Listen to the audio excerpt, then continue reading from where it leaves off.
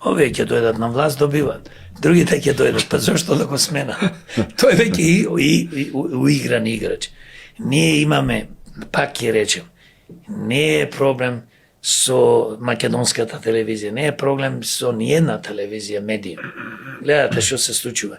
По големите медиуми, па и по малите, и по подкасти, и медиуми како што се портали и така натаму, и медиуми како што се Facebook, не Facebook, ама еве наши македонски, тие се работат за ситни пари, не продадат. Значи, мозокот ни го ваѓат, ни го перат, мозокот како да не бил најдобар, како ова влада е фантастична, како многу подобра од претходната, па тие која се на власт, како таа влада е СДС-ду и МУИ, со тие 60 никакви криминални помали политички структури, кои што еве седа за да добијат некој динар, да добијат некој директорско место. Значи, трајче све се работи за пари. Криминална држава не те штити. Криминална држава те изложува на пропас.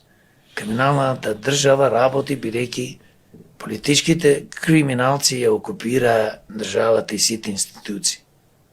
Автоматски ти немаш надеж. Оди во која сакаш болница, хаос. Пола доктори не се стручни да бидат доктори и медицински сестри, вработени. Пола појќе не сите директори се вработени партиски. Директор, ајде сега овај ќе биде, овај лепел плаката или не знам што. Не, ние само ќе одиме напред ако вработуваме луѓе, како што е директор на Македонската телевизија, честни, стручњаци, кои што хумани се исто и кои што ќе му кажат на власта, не, се извинувам. Јас нема ова да го направам. Не е само тој, бидејќи еден човек не може, сите директори, но бидејќи се тие поставени од политичките структури, тогаш добиваме тоа за жал. А ова е илузија, не можеле да го променат. Но тие ќе го избркат, како што рекол, за 3 секунди. Така, тоа е вашето видување, но еве, спомнавте криминал. Како ние се справуваме со криминалот? Дали, например, антикорупцијската комисија е доволна, дали треба да се пренамени можеби во некоја си агенција за борба против организиран криминал? Како сакаш да ја крстиш? Ја случија месија. Како сакаш да ја крстиш, ништо ти е неправат. Се додека тие комисии не се независни, се додека власта, владата, министерот ги поставува, тоа нема ништо. Тие си работат за нив. Секојаш издекуваат, џавкаат, кажуваат овие неправилности, кажи ми ти кој е осуден.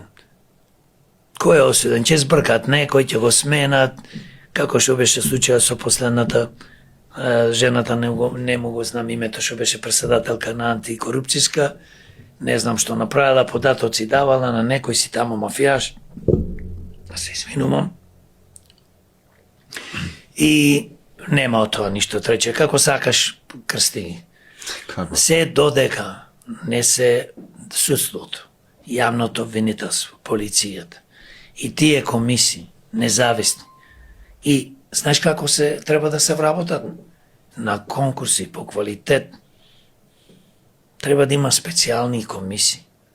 Пример за секоја општина која вработува во општините, не смее градоначалникот да вработува, не смее советниците.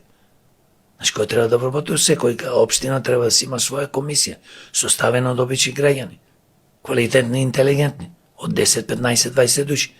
И јавно нека се стави нивната биографија, кој конкурирал, за која позиција, да видиме, не можеш ти сега да конкурираш за некоја важна позиција, председател на антикорупцијска да бидиш, а немаш ништо, си бил партиски послушник.